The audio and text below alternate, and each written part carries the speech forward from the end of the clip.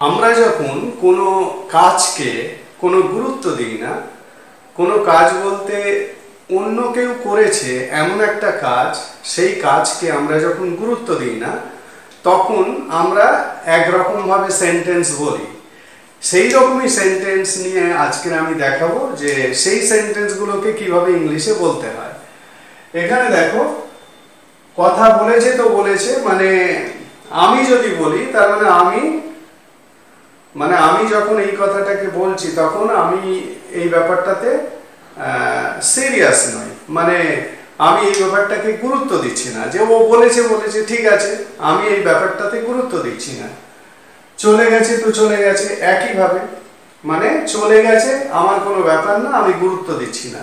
মানে তোমরাও বলো এই ধরনের কথা, এই ধরনের কথা সবাই বলে, এবং সবাই তখনই বলে যখন কোনো একটা ঘটনা বা কোনো একটা কাজকে তারা গুরুত্ব দেয় না। মেরেছে তো মেরেছে, অফার করেছে তো করেছে, বলেছে তো বলেছে, ঠিক আছে। তাহলে এই ইন্টারেস্টিং সেন্টেন্সগুলোকে কিভাবে ইংলিশে বলতে হয় সেটা আমি দেখাচ্ছি। এখানে প্রথমে যে সেন্টেন্স স্ট্রাকচারটা তোমাদেরকে ফলো করতে হবে সেটা হলো V3 is V3, একবারে ছোট্ট স্ট্রাকচার, V3 is V3, এই স্ট্রাকচারটা ফলো করতে হবে। এটাই হলো সেন্টেন্স স্ট্রাকচার, কারণ এখানে কোনো সাবজেক্ট নেই, শুধুমাত্র ভার্ব নিয়ে সেন্টেন্সগুলো তৈরি হচ্ছে। তাহলে শুধুমাত্র ভার্বের উপরই সেন্টেন্স স্ট্রাকচারটা হবে। V3 is V3 মানে যে ভার্বগুলোর কথা এখানে বলা হয়েছে সেই ভার্বের পাস্ট পার্টিসিপল ফর্ম, ঠিক আছে। তার মানে কথা বলা, কথা বলার ইংরেজি কি? স্পিক। তাহলে স্পিকের পাস্ট পার্টিসিপল ফর্ম কি হবে? স্পোকেন, ঠিক আছে। যেহেতু দুবার করে ভার্বগুলো আসছে, কথা বলেছে তো বলেছে, মানে কথা বলেছে তো কথা বলেছে, এখানে কথাটাকে আর উল্লেখ করা হলো না, তার মানেই বুঝে নিতে হবে কথা বলেছে তো বলেছে। স্পিক ভার্বের পাস্ট পার্টিসিপল ফর্ম স্পোকেন, তার মানে ইংলিশটা হবে স্পোকেন ইজ স্পোকেন, ঠিক আছে। চলে গেছে তো চলে গেছে, চলে যাওয়া মানে গো, গো মানে যাওয়া, তাহলে গো এর পাস্ট পার্টিসিপল ফর্ম কি? গন, তাহলে গন ইজ গন। মেরেছে তো মেরেছে, মেরেছে বলতে এখানে চড় মারার কথা আমি বলছি। চড় মারার ইংরেজি স্ল্যাপ, তাহলে স্ল্যাপড ইজ স্ল্যাপড, মানে স্ল্যাপের V3 ফর্ম হচ্ছে স্ল্যাপড। একইভাবে অফার করেছে তো করেছে, অফার করার ইংরেজি কি? অফার বা প্রপোজ, তাহলে প্রপোজের V3 ফর্ম কি? প্রপোজড, তাহলে প্রপোজড ইজ প্রপোজড।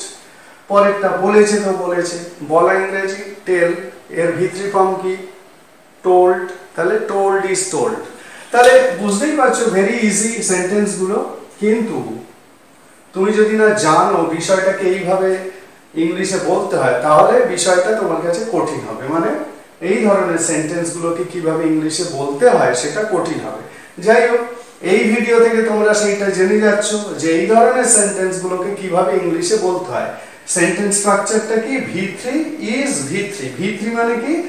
ভার্বের পাস্ট পার্টিসিপল ফর্ম। তাহলে কথা বলেছে তো বলেছে কি হবে? Spoken is spoken, spoken is spoken. এই ধরনের কথাগুলো আমরা তখনই বলি যখন কোনো কথা, কোনো কাজকে গুরুত্ব দিই না। Spoken is spoken. চলে গেছে তো চলে গেছে, চলে যাওয়ার ইংরেজি গো, গো এর V3 form gone, gone is gone, gone is গন, ঠিক আছে। পরেরটা মেরেছে তো মেরেছে, এখানে স্ল্যাপ মানে চড় মারা, আমি সেটাই ধরে নিচ্ছি। Slapped is slapped, slapped is slapped, ঠিক আছে। খুব ইজি, একবার জেনে গেলে আর কোনোদিন ভুল হবে না, অন্যকেও শেখাতে পারবে। অফার করেছে তো করেছে মানে proposed, proposed, proposed is proposed, proposed is proposed। পরেরটা বলেছে তো বলেছে, টেল ভার্বের V3 form told, told is told, ঠিক আছে।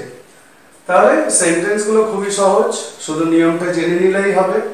তাহলে এই ধরনের কথা যখন তোমরা কোনো কাজ বা ঘটনাকে গুরুত্ব না দিয়ে বলতে চাইছো, ভাবতে চাইছো, তখন সেই ধরনের ভাবনা বা সেই ধরনের বাংলা কথাগুলোকে ইংলিশে বলতে গেলে তোমাদের এই ফর্মুলা মানে ব্যবহার করতে হবে V3 is V3। ঠিক আছে, তাহলে এখন থেকে এই ফর্মুলা অনুযায়ী এই ধরনের বাক্যগুলোকে ইংলিশে বলতে শুরু করো।